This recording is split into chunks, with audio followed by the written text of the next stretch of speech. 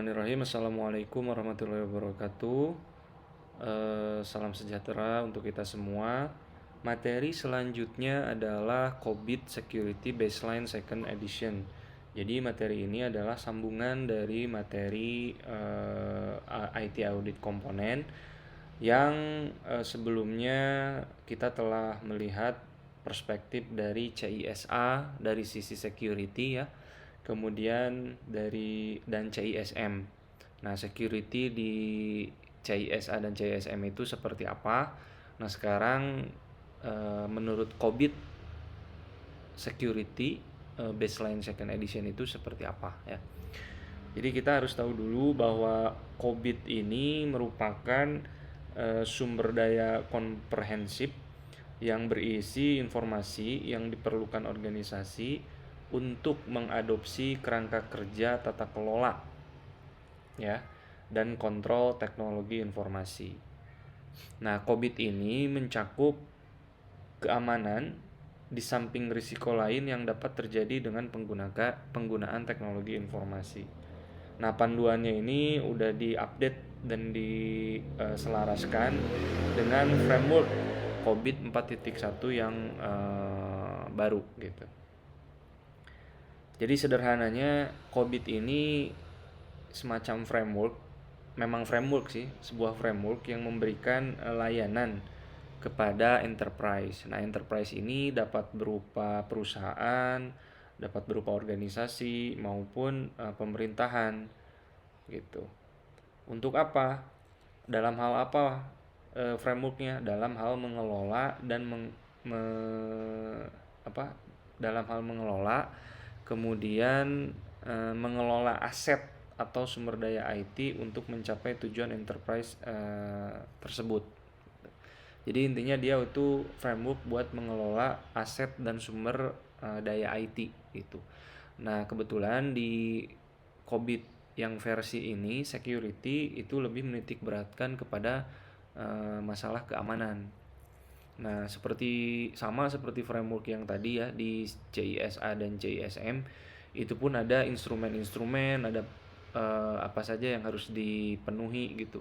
Nah, di COVID ini pun sama, ada instrumennya, kemudian langkah-langkah atau poin-poin pedoman yang harus diikuti itu juga ada gitu di sini ya. Nah, publikasi ini berfokus pada risiko spesifik tentang keamanan informasi ya tentunya, dengan cara yang mudah diikuti. Jadi dia menilai, mengklaim bahwa COVID Security Baseline yang edisi kedua ini mudah diikuti dan diterapkan untuk pengguna rumahan gitu ya, atau pengguna di perusahaan kecil dan menengah, bahkan untuk eksekutif dan anggota dewan dari organisasi yang lebih besar. Jadi pengguna rumahan pun bisa mengikuti ya, bisa memahami COVID Security Baseline ini.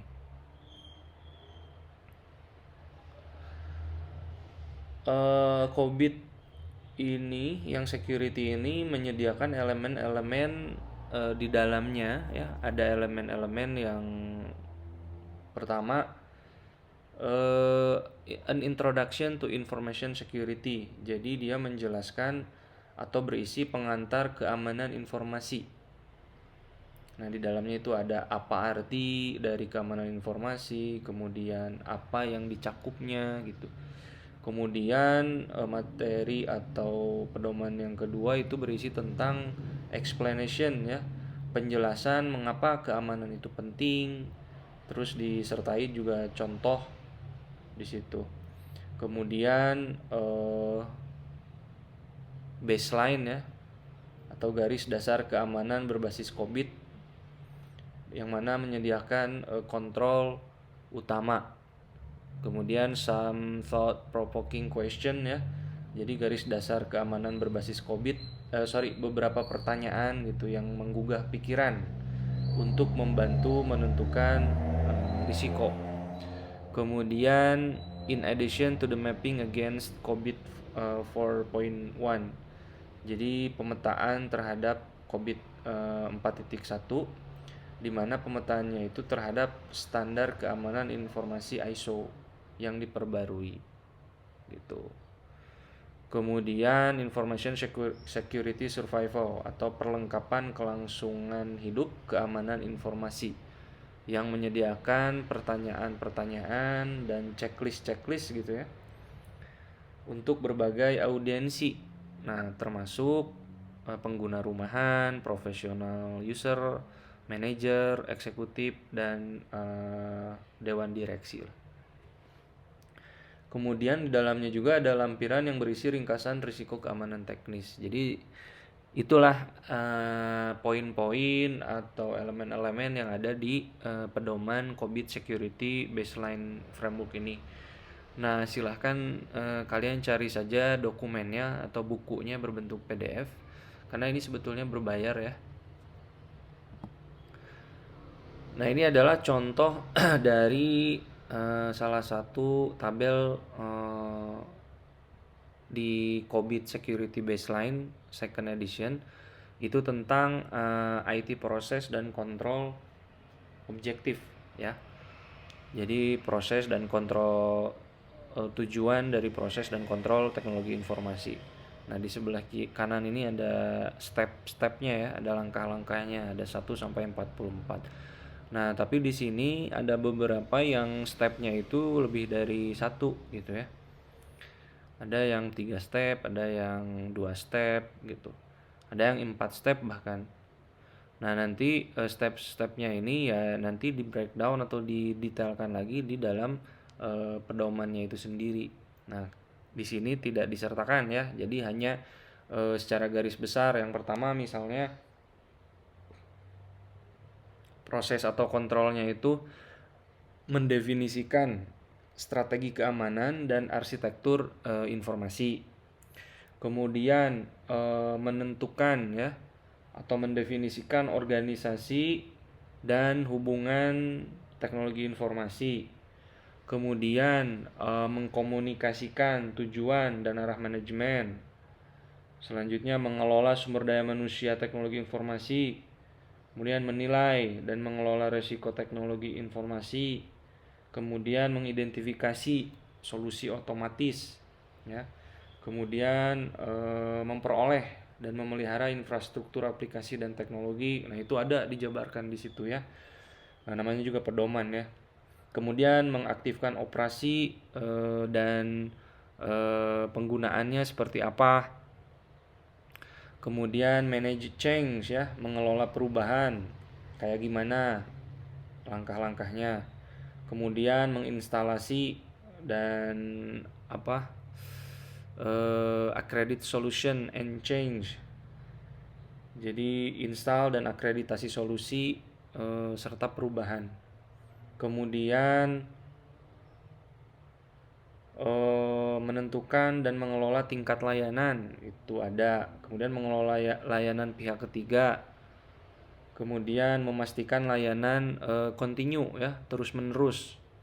Karena layanan itu ada yang sifatnya memang dibutuhkan continue, jadi terus menerus, tidak hanya untuk sementara waktu ya. Nah, itu ada di situ. Kemudian manage configuration ya, mengelola konfigurasi, mengelola data nih yang paling penting. Bahkan di sini mengelola data stepnya itu ada 4 ya. Karena memang secara logika manage data itu paling penting gitu di dalam security. Kemudian manage the physical environment ya, bagaimana mengelola lingkungan fisiknya, entah itu komputer, entah itu server ya, perangkat-perangkat keras lah. Pokoknya di lingkungannya jaringan dan lain-lain. Kemudian memantau ya, memonitoring, mengevaluasi kinerja teknologi informasinya. Kemudian menilai kecukupan pengendalian internalnya seperti apa. Jadi setelah berjalan operasionalnya itu dipantau sedemikian rupa. Kemudian kalau ada kesalahan dievaluasi setiap berapa dalam kurun waktu tertentu ya. Kemudian obtain independent assurance ya, mendapatkan jaminan independen. Nah, gimana tuh caranya? Ada langkahnya. Kemudian memastikan regulatory compliance, jadi kepatuhan terhadap peraturan ya. Jadi aturannya seperti apa di apa sektor IT-nya. Nah, gimana nih pada realitanya, ngikutin nggak sesuai dengan aturan yang berlaku. Nah, itu adalah contoh dari IT proses atau kontrol objektif dari COBIT Security Baseline Second Edition. Nah, terus apa hubungannya? Ya, ada hubungannya dengan auditor atau auditing ya. Terutama untuk auditor, jadi auditor lebih tahu atau apa? Seorang auditor itu seharusnya mengetahui gitu tentang pertama dia tidak dituntut untuk apa ya, untuk memahami semua aspek keamanan. Dia tidak dituntut itu, maksudnya tidak penting lah menjadi ahli gitu dalam setiap aspek keamanan, tapi seorang auditor itu dituntut eh, untuk mengetahui semua elemen perlindungan aset dan kontrol yang harus ada gitu, should be in place, yang harus ada. Nah, si elemen-elemen ini yang terkait diantaranya yang pertama adalah ancaman. Jadi risk assessment, penilaian risiko, threat ya. Threat ini banyak sekali. Nah, si auditor itu harus tahu gitu. Ada instrumen threat, kemudian perpetrators atau pelaku kejahatan, kemudian ada attacks ya, serangan-serangan, kan banyak untuk security itu serangan-serangannya bermacam-macam. Kemudian data ya, tipe jenis-jenis data, haknya ya, peran-perannya kayak gimana untuk menggunakan data itu. Kemudian retensi data, kemudian personal management ya, mengelola personalia itu seperti apa, mengelola sumber dayanya, orang-orangnya. Kemudian physical access ya, penanganan akses fisik. Physically bisa diakses si perangkat-perangkatnya seperti apa. Kemudian incident handling ya, penanganan insiden. Kemudian violation reporting, pelaporan pelanggarannya itu kayak gimana kalau ada nemu. Kemudian data processing locations ya, lokasi pemrosesan data. Kemudian environment controls, pengendalian lingkungan. Kemudian technical protection atau perlindungan teknis. Nah, ini tuh elemen-elemen yang wajib diketahui sama si auditor. Nah, kita coba breakdown satu persatu ya elemen-elemen itu. Yang pertama itu tadi threat ya atau ancaman. Nah, ancaman ini sangat banyak sekali jenisnya ya. Terutama ancaman untuk di ranah teknologi informasi ya atau di ranah sistem informasi. Nah, jenisnya itu di sini kita kategorikan menjadi beberapa. Jenis yang pertama adalah error and omission. Jadi kesalahan dan kelalaian ya. Kemudian ada fraud and theft. Fraud itu penipuan ya. Dan theft itu pencurian. Nah, itu ada juga sebuah ancaman juga dia.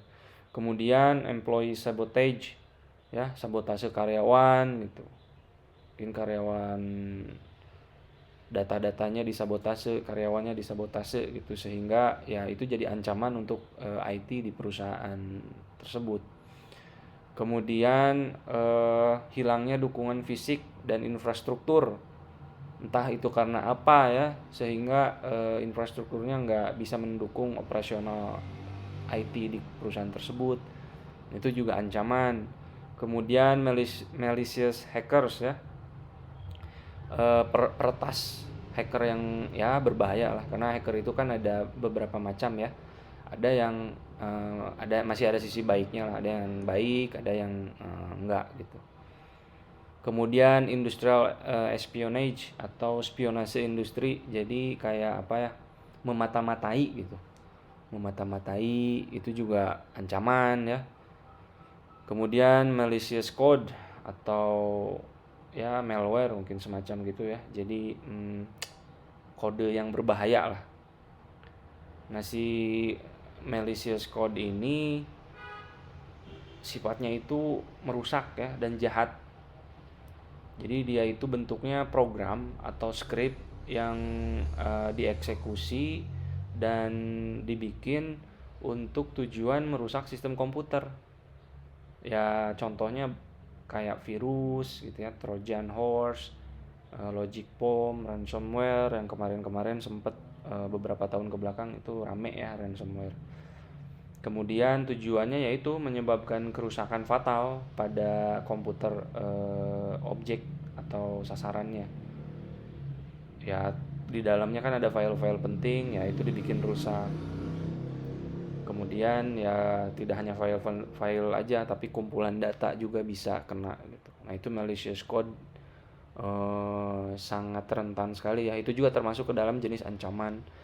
Kemudian ancaman ke masalah personal ya. Jadi personal privacy. Jadi privasi pribadi misalnya kayak data dan semacamnya. Kemudian ada lagi ada threat atau ancaman yang lain gitu ya. Misalnya technological obsolescence atau keusangan teknologi jadi udah tertinggal. Itu juga termasuk ke dalam ancaman. Sebuah organisasi di zaman sekarang tapi pakai teknologi yang beberapa tahun ke belakang gitu, itu juga sebuah ancaman karena mungkin bisa saja teknologi itu tidak diperbaharui dengan keadaan sekarang sehingga menyebabkan vulnerability atau rentan disusupi orang atau program-program jahat. Kemudian compromise to intellectual property ya, kompromi untuk kekayaan intelektual juga sama ancaman. Kemudian social engineering, nah ini nih yang paling bahaya. Social engineering itu tindakan kejahatan yang dilakukan dengan cara memanipulasi korbannya gitu. Ya memanipulasinya banyak, mengancam gitu ya dan sebagainya. Pokoknya dibikin takut aja si objeknya itu, dibikin takut, dibikin takut sampai akhirnya si objeknya itu ya, si orang yang jadi objeknya itu diminta untuk melakukan sesuatu hal, misalnya kayak transfer uang misalnya ya, memberikan data, memberikan informasi gitu. Ya ini social engineering ini sudah banyaklah kita ketahui ya, banyak di berita misalnya kayak tekniknya banyak lah. Salah satu yang sederhana misalnya menelpon kita, kemudian seolah-olah sebagai orang terdekat kita gitu, kemudian berpura-pura menjadi korban di sebuah kasus, kemudian meminta bantuan untuk bla bla bla segala macam. Nah itu social engineering yang paling sederhana. Dan social engineering ini yang paling rentan ya, karena hubungannya manusia dengan manusia. Maksudnya manusia itu ada perasaan dan logik gitu. Beda dengan misalnya alat atau komputer atau software, kalau dia memang berbasis logik gitu. Kalau ada ancaman ya udah ini termasuk ke dalam ancaman, ya udah dikategorikan ancaman. Tapi kalau manusia itu kadang-kadang bias gitu, seperti baik tapi ternyata itu ancaman. Jadi sampai saat ini social engineering itu merupakan sebuah ancaman yang besar gitu untuk organisasi di zaman sekarang sampai saat ini, social engineering. Karena yang paling rentan itu adalah manusia ya. Kalau sistem atau sistem software, hardware itu masih bisa bagus gitu si penanganan ininya ya, defensifnya masih bagus. Tapi kalau manusia itu susah karena setiap individu kan berbeda, dan ini menyangkut itu tadi, ada perasaan, gitu. Jadi agak susah social engineering. Tapi hal ini sih sebetulnya bisa diminimalisir dengan misalnya memberikan pelatihan tentang security kepada personel-personel di dalam organisasi tersebut. Kemudian yang selanjutnya, elemen selanjutnya adalah ada perpetrators ya, atau orang-orang atau pelaku kejahatan. Wah, ini mah pelaku kejahatan banyak sekali ya. Ada mulai dari hackers, crackers, sampai ignorance ya. Jadi ketidakpedulian itu juga sama. Kalau ada kesalahan terus orang yang nggak peduli itu juga sama, dia pelaku kejahatan. Kayak kita bahas nih, yang pertama hackers ya. Hacker sama crackers itu sebetulnya secara definisi sama ya. Dia itu orang yang menerobos ke dalam komputer atau jaringan ya. Baik untuk keuntungan atau dimotivasi tantangan. Tapi di hackers ini ada baiknya, dia ada sisi positifnya. Jadi dia misalnya mengetes security sebuah web misalnya ya, atau sebuah sistem. Nah dia cek tuh, dia hack, dia bobol, habis itu dia kasih tahu ke pengguna, ke pemiliknya, pemilik sistem atau pemilik web tersebut nih, ada celah di bagian ini, bagian ini, bagian ini. Nah hanya sebatas itu kalau yang sisi positifnya. Tapi kalau sisi yang negatifnya hampir sama kayak cracker gitu. Jadi dia memang sifatnya destruktif ya, menghancurkan gitu tanpa pikir panjang gitu, menghancurkan, kemudian menghancurkan sistem, menghapus data orang gitu ya, mencuri data dari sistem tersebut.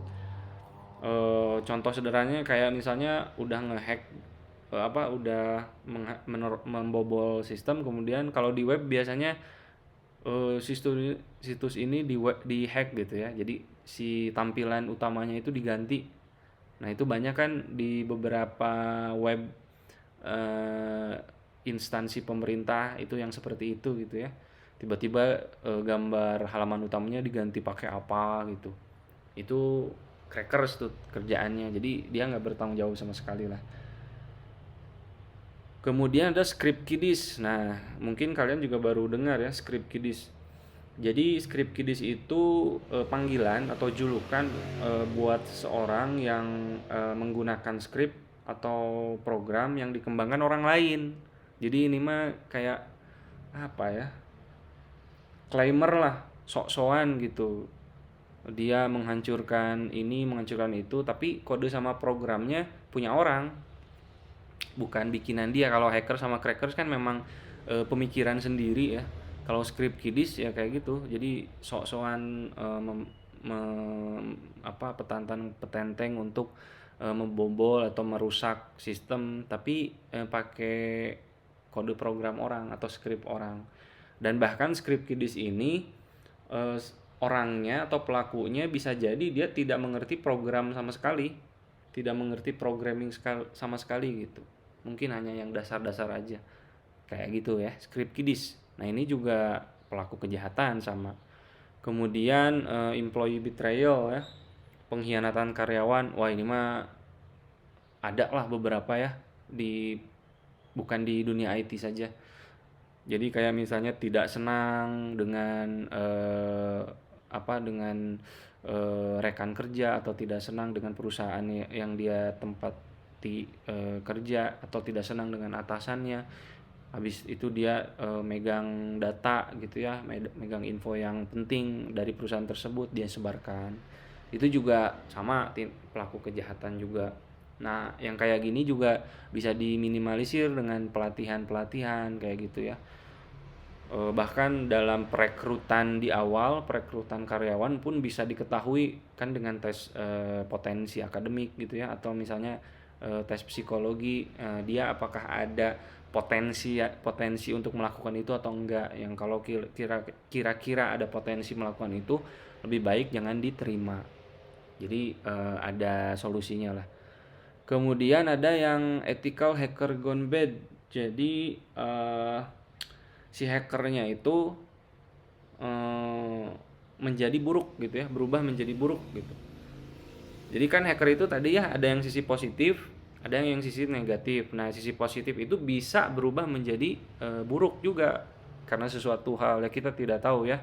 Namanya manusia gitu. Kadang hari ini A, besoknya B dan bisa berubah-ubah lah setiap waktu, naik turun gitu. Jadi agak sulit untuk mempercayai kalau misalnya sudah melakukan tindakan buruk. Kemudian third parties ya, pihak ketiga juga harus diwaspadai karena bisa menjadi yaitu pelaku kejahatan. Kemudian ketidakpedulian yang tadi ya, kalau ada sesuatu yang salah atau tidak sesuai terus ternyata tidak dipedulikan gitu ya, dibiarkan saja, itu juga pelaku kejahatan termasuknya. Kemudian ada jenis-jenis, kalau tadi kan jenis ancaman ya, threat. Kalau sekarang itu jenis serangan. Nah, jenis serangan ini sangat menarik ya, karena dibagi menjadi dua. Ada serangan pasif dan ada serangan aktif. Ada serangan pasif di domain teknologi informasi, iya betul ada, berupa program atau analisis atau segala macam gitu ya. Nah, kita lihat passive attacks itu seperti apa. Jadi memang dari katanya saja kita tahu ya kalau passive attacks itu serangan yang pasif gitu, tanpa ada trigger, tanpa ada subjeknya yang melakukan, tanpa ada pelaku. Nah, sedangkan aktif itu ada pelakunya yang melakukan serangan tersebut. Nah, contoh dari passive attacks di sini adalah network analisis ya, atau analisis jaringan. Jadi dia analisis apa ya? Dia menganalisis gitu jaringannya seperti apa, kemudian keluar masuknya traffic kayak banyak nggak di situ yang hilir mudik gitu ya. Nah, di situ juga bisa disusupi tuh yang kayak gitu. Jadi dianalisis bagaimana jaringannya, rame atau tidak, bagus atau tidak, vulnerability-nya kayak gimana, kerentanannya kayak gimana. Nah, kalau misalnya dinilai setelah dianalisis, oh ini lebih rentan, ya itu bisa bisa dijadikan target gitu ya. Gitu kira-kira. Kemudian analisis lalu lintas ya, host traffic analysis. Jadi ini lebih ke kayak mengetahui banyak web yang dikunjungi. Jadi kita punya web nih, nah berapa banyak orang yang mengunjungi web kita. Nah, itu lebih ke situ sih kalau ini mah. Jadi kita memantau, bisa mengetahui hilir mudik atau lalu lintas di jaringan host ya, di jaringan hostnya, atau kalau di web mungkin di webnya kayak gimana. Nah, itu juga sama ya, jenis dari serangan pasif. Kemudian eavesdropping ya, menguping. Misalnya ya namanya juga menguping, jadi seolah-olah dia program yang bukan ancaman, tapi ternyata programnya itu memberikan informasi, menggali informasi kemudian memberikannya ke orang lain gitu ya. Itu juga sama, passive attacks. Karena memang tidak ya cuman ditanam doang gitu untuk nguping informasi, data dan sebagainya. Kemudian ada juga di sisi lain adalah serangan yang aktif, memang ada pelakunya gitu ya. Ya contohnya kayak tadi ya, social engineering yang tadi udah saya jelaskan. Kemudian ada phishing ya. Phishing itu kita tahu kayak mungkin dengar kalau dari katanya aja kayak mancing gitu ya. Ya mirip sih sebetulnya phishing di sini kayak mancing. Jadi dia mengelabui si targetnya gitu.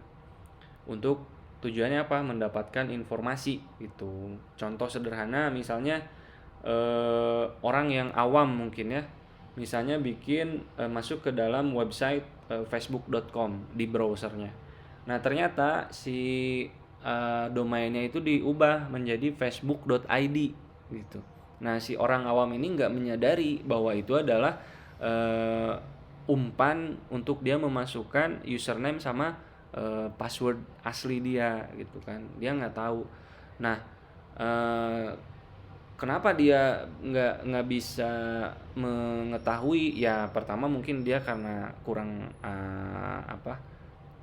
kurang tingkat ininya kewaspadaannya kurang, kemudian dari segi tampilan itu sangat-sangat persis gitu kan dengan halaman utama Facebook aslinya.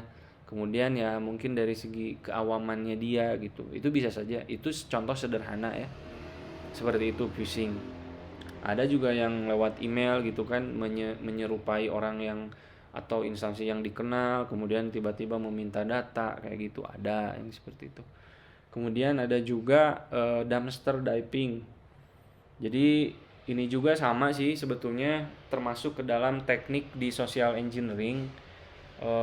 Jadi social engineering itu kan ada beberapa tekniknya yang termasuk ke dalam kategori social engineering itu. Yang pertama phishing, piggybacking, tailgating, shoulder surfing, dan yang terakhir ini dumpster diving.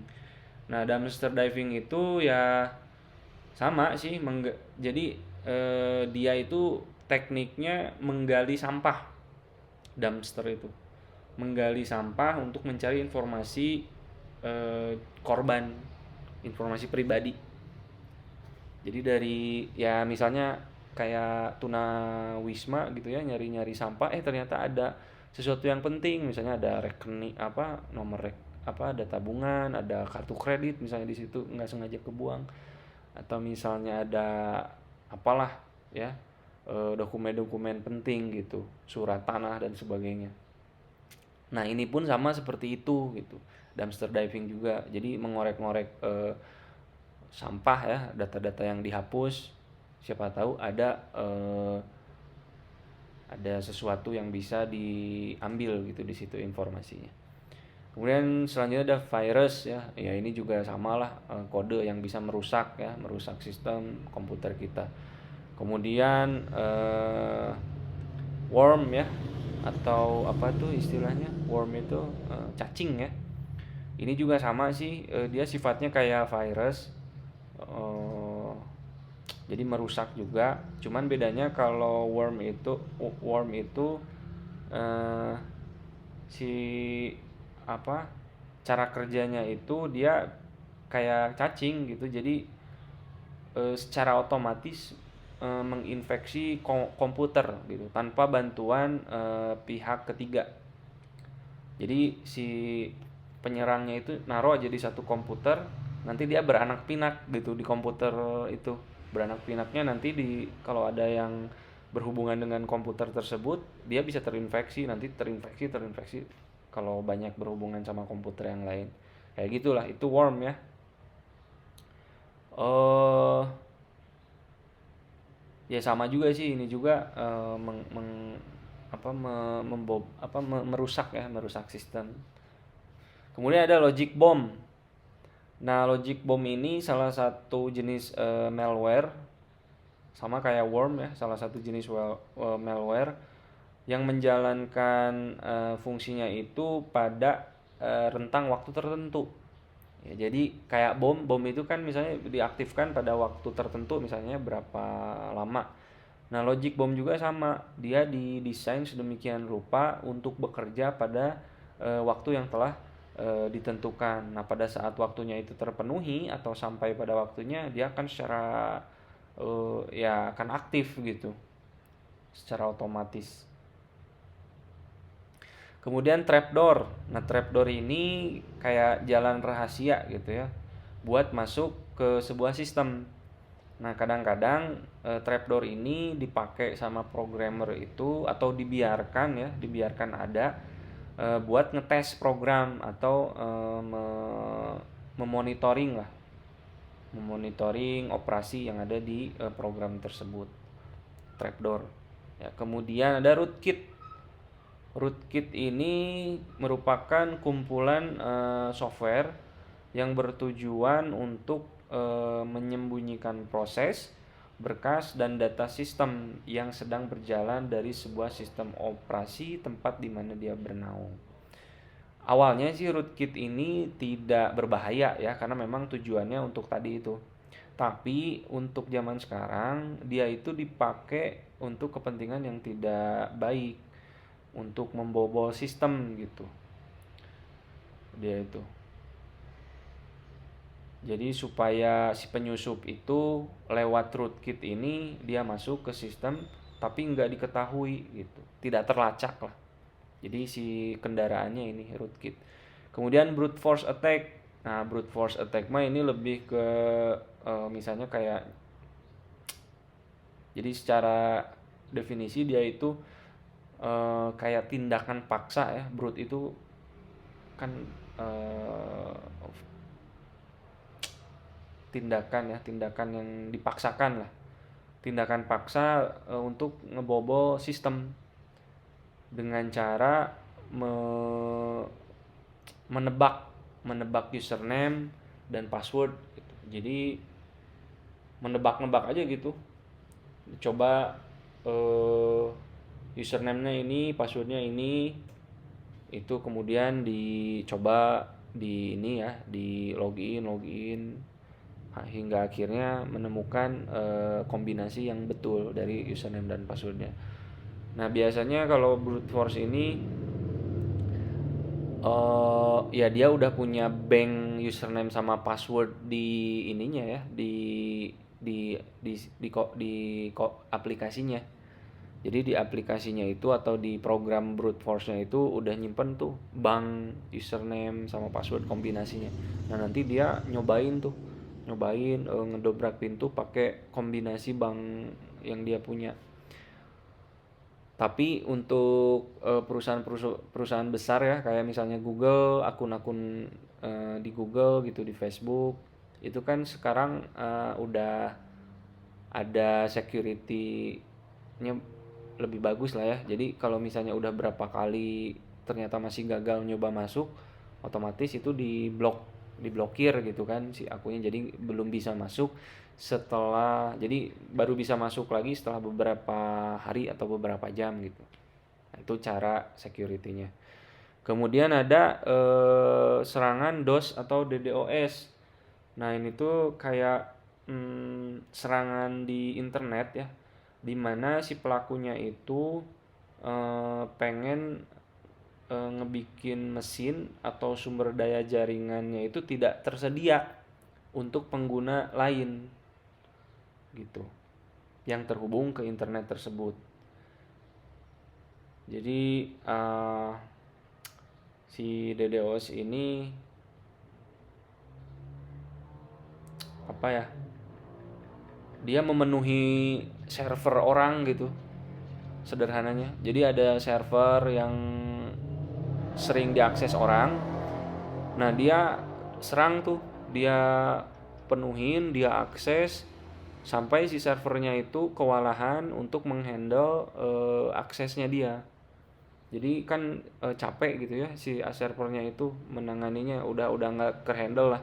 Nah, di saat orang lain yang punya hak akses ke server itu atau ke sistem itu nggak bisa karena udah penuh gitu, udah penuh sama si serangan DDoS ini. Jadi dia itu kayak ngambil lahan orang gitu. Harusnya orang lain bisa masuk, ini dipenuhin aja sama dia gitu. Kemudian selanjutnya adalah maintenance account ya. Ya, kalau maintenance account itu kayak perawatan akun lah. Akun-akun itu kan banyak, tidak hanya satu misalnya ya. Kemudian dirawat, nah itu juga rentan, nah itu juga active attack juga sama. Kemudian jenis attack yang selanjutnya itu yang berdasarkan di remote ya, dari jarak jauh. Nah, di sini ada war dialing, war driving, source routing, salami teknik, packet replay, message modification, email spamming, and spoofing. Nah, mungkin email spamming dan spoofing ini kita familiar sekali ya. Tapi sejauh ini sih server web email itu udah bagus lah si security-nya untuk menahan spam-spam gitu, email-email yang nggak bertanggung jawab. War dialing itu kayak memprogram sebuah komputer untuk menghubungi ribuan sambungan telepon. Jadi kayak gitulah. Jadi dia nyuruh eh, untuk nelpon beberapa lini telepon gitu ya, ada beberapa nomor telepon. Kemudian setelah menerobos ke dalam PC yang tersambung modem, dia ngeiniin data gitu. Kemudian ada war driving sama atau walking ya. Ini tuh lebih ke kayak berkendara mencari jaringan nirkabel rumah atau perusahaan yang tidak terlindungi. War driving itu. Kemudian ada source routing, salami teknik. Kalau salami teknik itu kayak apa ya? Eh, jadi menyebarkan, sederhananya tuh kayak menyebarkan isu di dua pihak yang sedang berlawanan sampai mereka fight gitu, apa war gitu, perang. Salami teknik itu kayak gitu. Kemudian paket replay, message modification, email spamming and spoofing, silahkan dieksplorasi sendiri ya. Kemudian data, elemen data nih, jenis apa nih data ya. Jadi sebagai bagian dari teknik tata kelola keamanan sistem informasi, sangat penting untuk mengidentifikasi data. Nih data ini sekarangnya di zaman sekarang sangat-sangat bernilai data ini. Aset namanya juga, jadi aset informasi. Dan juga penting untuk mengidentifikasi data ya. Kemudian penting juga mengkategorikan jenis, kemudian pemilik data, pengguna data, kemudian penjagaan datanya seperti apa. Itu juga penting ya. Nah, di COVID itu ada yang kayak gini. Kemudian kita tahu bahwa jenis-jenis data itu secara umum ya, itu ada public, sensitive, private, dan confidential. Public mungkin bisa diakses sama seluruh orang di luar sana ya, sama masyarakat. Kalau sensitif mungkin hanya beberapa, tidak semua bisa mengakses. Kalau private mungkin beberapa orang saja yang bisa mengakses. Kalau confidential ya sifatnya benar-benar rahasia gitu. Kemudian ada juga authority roles over data. Jadi ini lebih ke otoritas melalui data gitu ya, pemilik data lah. Otoritasnya kayak gimana? Jadi data A, data B, data C itu yang punya otoritas untuk mengakses itu siapa saja. Nah, yang pertama itu ada data owner, yang kedua data user, dan data custodian atau penjaga data. Kita lihat data owner ya, atau pemilik data. Jadi yang memiliki data itu eksekutif dan manajer, karena mereka bertanggung jawab atas konten data. Nah, seorang auditor akan meninjau keputusan yang dibuat oleh data owner untuk mengevaluasi apakah keputusan tersebut tepat atau tidak. Jadi tanggung jawab si eksekutif sama si manajer nih ya untuk data owner. Nah, nanti si auditor itu mereview itu, meninjau itu. Kemudian data user, pelaku bisnis yang mendapat manfaat dari data yang terkomputerisasi. Ini orang yang make aja, yang make datanya. Nah, nanti seorang auditor akan mengevaluasi efektivitas manajemen untuk mengkomunikasikan kontrol pengguna data kepada penggunanya ya. Kontrol data kepada penggunanya. Kemudian data custodian atau penjaga data. Nah, ini tuh dia bertanggung jawab untuk menerapkan pengamanan, penyimpanan data dan memastikan ketersediaan data. Nah, jadi data itu ada yang bertanggung jawab untuk menjaganya ya. Tidak dibiarkan begitu saja. Kemudian ada data retention. Nah, data retention itu menentukan prosedur untuk menyimpan data dan bagaimana data tersebut akan dibuang. Gitu, di dispose ya. Jadi data itu kan tidak semuanya disimpan. Kalau disimpan mah mungkin penyimpanannya juga nggak akan cukup untuk menyimpannya ya. Jadi banyak data yang sifatnya memang udah nggak dipakai lagi. Nah, kalau nggak dipakai lagi gimana cara untuk membuangnya gitu? Apakah dihapus, di delete begitu saja permanen? Apa di delete di penyimpanan ini tapi disimpan di tempat lain gitu yang untuk history data gitu. Nah, itu data retention. Persyaratan untuk data retention itu pertama dari nilai datanya itu dulu ya. Kalau datanya masih bernilai ya ngapain dibuang ya. Tapi kalau udah nggak bernilai ya masuklah ke ranah ini, bisa dibuang. Kemudian masa manfaatnya ya. Kalau misalnya manfaatnya masih dirasa untuk beberapa tahun ke depan, ya jangan dulu dibuang, disimpan aja dulu, di keep. Kemudian ada legal requirement ya, persyaratan resmi. Contoh misalnya catatan keuangan harus dapat diakses selama 7 tahun. Nah berarti si data keuangan ini nggak boleh hilang, nggak boleh dihapus, karena 7 tahun ke depan akan tetap dipakai. Kemudian medical are required to be available indefinitely ya. Medis harus tersedia tanpa batas waktu. Nah, ini nih data medis itu seumur hidup, sepanjang dia hidup itu harus tersedia. Bahkan mungkin kalau orangnya meninggal pun bisa saja disimpan, ada historinya ya, riwayatnya, rekam medis disebutnya. Kemudian sell record, catatan penjualan properti itu harus disimpan tanpa batas waktu seperti halnya banyak catatan pemerintah. Nah ini mah ya harus disimpan terus-terusan gitu, nggak bisa dihapus, nggak bisa dibuang gitu ya, catatan penjualan properti, tanah gitu ya, rumah. Kemudian personal management, jadi pengelolaan karyawan ya. Jadi ini tuh semua karyawan harus menjalani proses pelatihan. Jadi cara mengolahnya itu mengikut sertakan karyawan mengikuti pelatihan. Pelatihan apa? Pelatihan tentang kesadaran akan keamanan yang tadi ya. Untuk salah satu cara menanggulangi threat atau ancaman. Kemudian di dalamnya itu ada program-program latihan yang meliputi orientasi perekrutan baru yang mencakup orientasi keamanan teknologi informasi, kemudian perlindungan keamanan fisik dan perlindungan aset, kemudian mendidik kembali staf yang ada tentang persyaratan keamanan teknologi informasi, kemudian pengenalan persyaratan keamanan baru kalau memang ada yang baru, kemudian proteksi virus ya, karena virus mah selalu ada apalagi di sistem operasi Windows ya. Kemudian keberlangsungan bisnis itu kayak gimana. Nah inilah salah satu cara mengelola karyawan ya. Jadi dia diupdate terus-terusan, mau yang baru atau yang lama.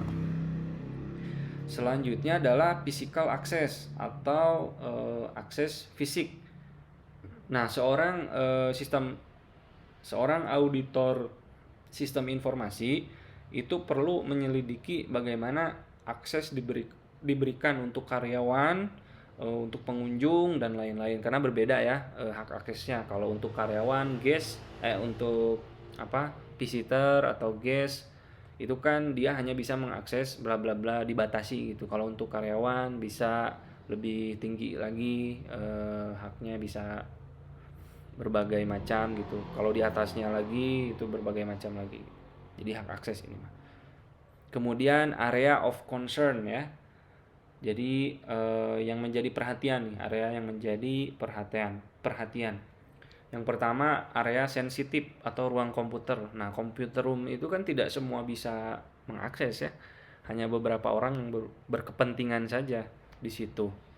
Karena takutnya nanti ada ya tadi ya, kalau ada orang yang sabotase atau tidak bertanggung jawab kayak gimana nanti. Kemudian service port atau port layanan. Kemudian ini masalah dengan jaringan ya. Jadi port mana saja yang bisa dipakai. Kemudian konsol komputer atau keyboard dari server lah. Ya komputernya siapa aja yang bisa akses gitu. Kemudian terminating access akses atau menghilangkan akses. Nah, seorang auditor sistem informasi juga harus menyelidiki bagaimana organisasi itu menghentikan akses. Kalau tadi kan memberikan akses, kalau sekarang menghentikan akses, dan apakah meninjau tingkat akses yang ada gitu ya. Jadi dia itu apakah si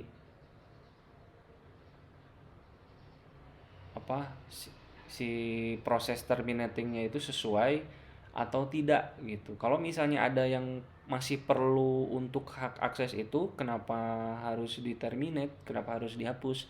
Sebaliknya, kalau ada yang ini harusnya udah nggak kepake lagi, hak aksesnya salah, ya udah dihapus gitu. Nah, si auditor itu melihat itu di sini.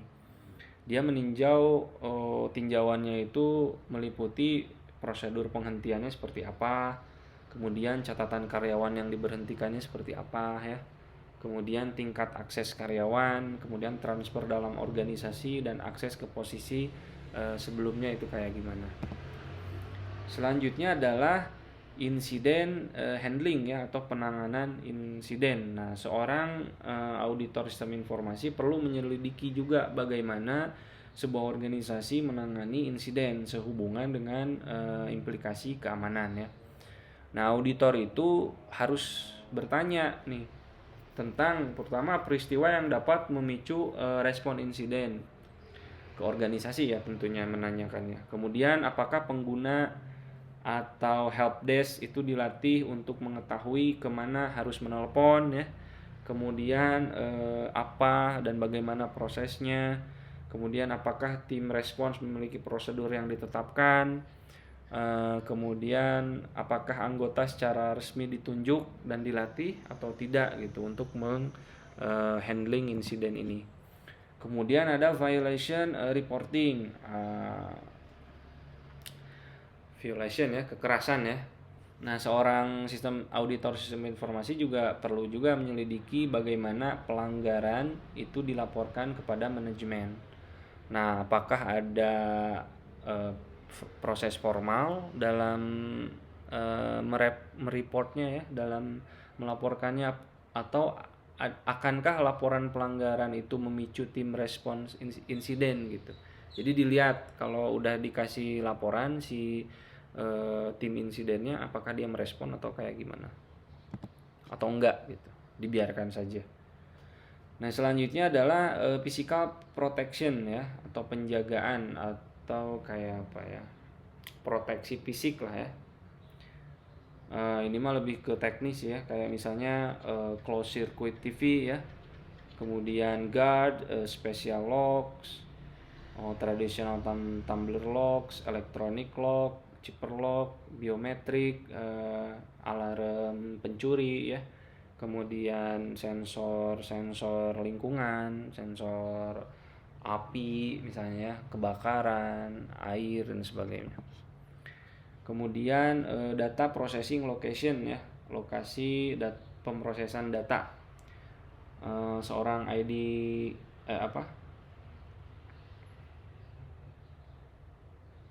seorang auditor sistem informasi juga harus mengevaluasi bagian ini ya, lokasi data processing. Gimana cara mengauditnya ya, should not draw attention ya, seharusnya tidak menarik perhatian. Jadi kalau di sebuah organisasi ada tempat untuk memproses data, itu jangan semua orang bisa tahu si tempat tersebut, karena kalau semua orang bisa tahu ya gampang nanti, oh di sini ternyata otaknya, data-data yang tersimpan itu ternyata di sini. Orang akan lebih mudah untuk merusak gitu, atau kalau ada yang ingin jahat gitu ya. Jadi yang pertama, si tempatnya itu nggak boleh menarik perhatian. Kemudian harus dibangun sesuai dengan kode proteksi kebakaran nasional gitu ya.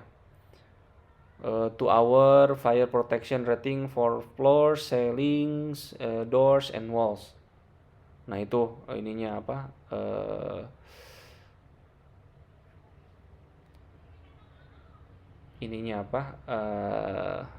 Kode proteksinya. Kemudian basement are a poor choice flooding ya. Jadi jangan nyimpen di ruang bawah tanah karena ruang bawah tanah itu ya gampang sekali banjir gitu. Kalau banjir dia kena yang pertama kali. Kemudian harus biasanya antara lantai 2 dan satu lantai di bawah lantai atas. Itu di situ tempat yang paling oke lah. Kemudian should be monitored and restricted, ya harus diawasi dan dibatasi. Tidak semua orang bisa masuk, harus ada CCTV, harus ada yang masuk keluar itu harus ada datanya, termonitor dengan baik. Kemudian 3D space consideration ya, pertimbangan ruang 3 dimensi. Nah, selanjutnya adalah environmental control ya, atau kontrol lingkungan. Nah, di sini ada ini mah lebih ke ya sama teknis juga ya, lebih ke hardware, power yang tidak stabil gitu ya, UPS, generator, dual power leads, kemudian heating ya, pemanasan, ventilasi, AC-nya kayak gimana, kemudian kalau ada asap, ada kebakaran, deteksi panas itu kayak gimana, kemudian ada fire suppression, water detection dan sebagainya. Nah, ini juga harus dikontrol nih di lingkungannya ya. Nah, ini contoh kayak kondisi electrical power nih ya. Ada yang bersih gitu ya, normal, ada yang blackout kayak gitu si ininya apa? Diagramnya, kemudian ada yang surge, brownout, spike, noise. Nah, ini lebih ke orang-orang yang memang mengerti di situ ya. Tapi ini di COVID itu ada disertakan gitu. Kemudian environmental control selanjutnya adalah lebih ke penyimpanan ya. Penyimpanan yang aman itu kayak gimana ya. Di situ ada offsite storage.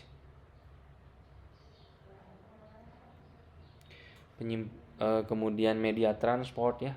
Jadi offsite storage itu penyimpanan di luar lokasi asli, kemudian transport media, kemudian disposal prosedur ya. Jadi penyimpanan itu kan tidak semuanya harus disimpan, pasti ada kalanya dia dihapus kan.